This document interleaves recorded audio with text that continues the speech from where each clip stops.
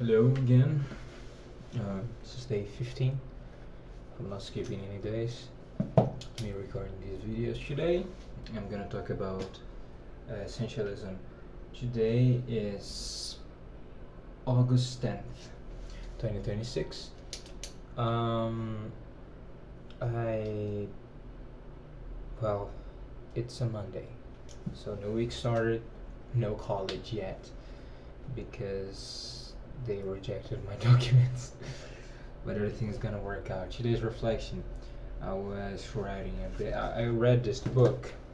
It's called Essentialism by a guy called Greg McNew. McNew. You can't read it. It's reversed.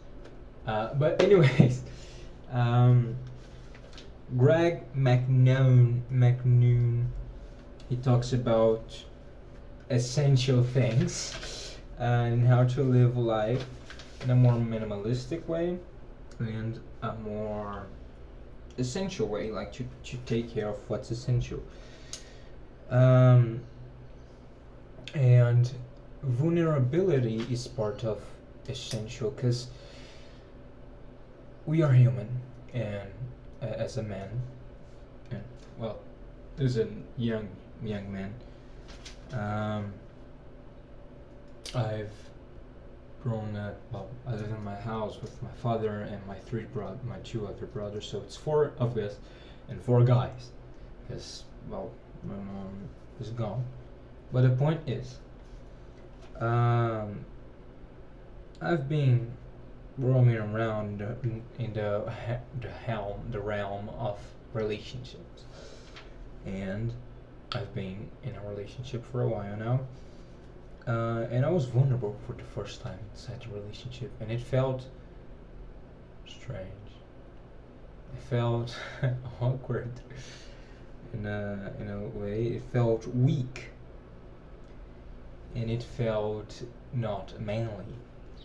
But then I remembered Christ, and I was thinking, well, if it is Christ's will for me to be similar to him, and I'm an imitator of Christ, I think that's a part of it.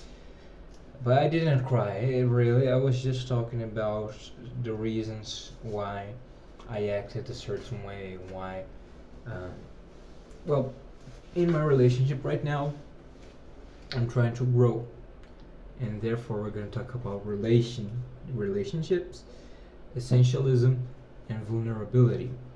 Within my relationship, for the past 6 months, the only one who was vulnerable there was the girl, because well, she was kind of an avoidant person. I think that's how I say it. She had an avoidant attachment, and I'm kind of the anxious attachment. Not really, but yeah. Let's put in those boxes. And so, any conflict within herself or with anything else, she would hide under a rock and stay there suffering, which is not ideal. So, I've been working towards helping her deal with herself. She doesn't need to tell me everything, but she needs to have a base stronger than her own mind, because the human mind and the human heart can get you wrong sometimes. For that avoidant attachment that she just didn't have control of, she lost friendships and stuff like that. But through that came vulnerability and the chances to be heard without any feedback. I forgot how to say any punishment.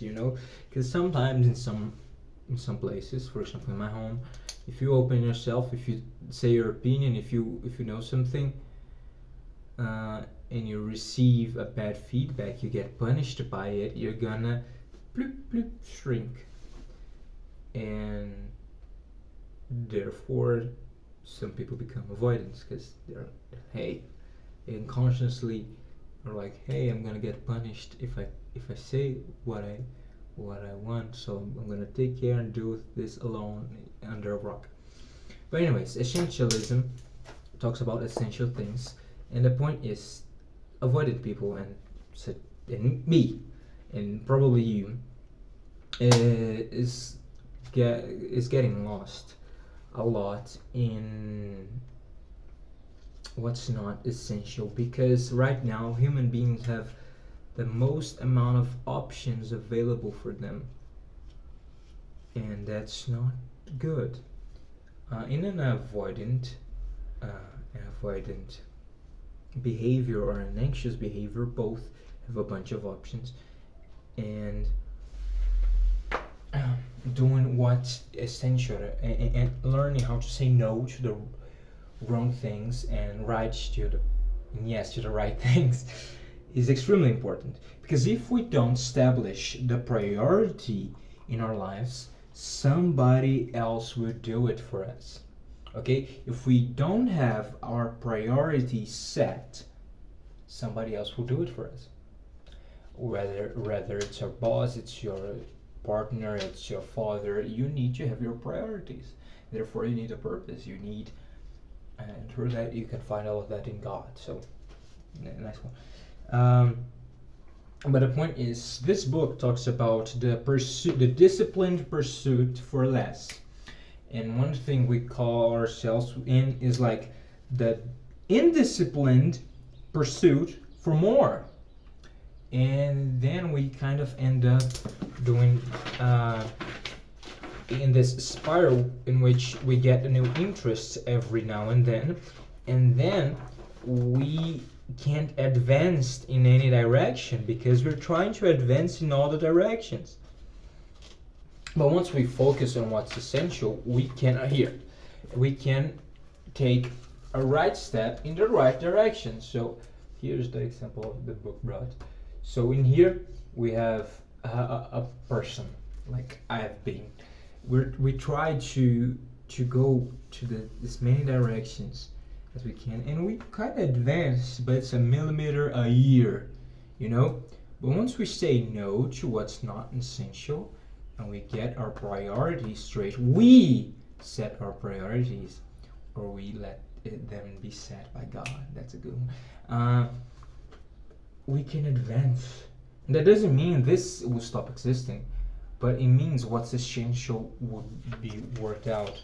That doesn't mean you'll be not functional on everything else. It means your hard focus, your time, your energy will be focused on the right things. And if you get focused on the right things, you figure out you have much more time than you thought you had. And for that reason, you can work on other stuff, you know. That's pretty cool. I found that pretty amusing. And now, one thing that was talked about in this book, you guys should read it. But a nurse who worked in a terminal hospital, I've been in some. I've been in one multiple times, but she said she started taking notes of what people regret the most at the end of their lives, and the number one thing was they wanted to have the courage to take a life and to have a life that's significant for them and not for what people want for them. And that's cool to think. This book isn't a Christian book, but I do believe there's a guy who knows better than us what will make us happy, and it's Jesus Christ. And what we want and what he wants for us are different things. But what we want is not necessarily what we need. So my point of view in this book, I haven't finished it yet, so I'm kind of at the half of it, is that we need to focus on what's essential. And generally what's essential is the Lord. So about today's video was a bit more scattered, but it had material. I'll be improving sometime soon. I'm sorry for this. And well, until then, hope you have a nice one, and God bless. Good morning, good afternoon, good evening, good night. Bye bye.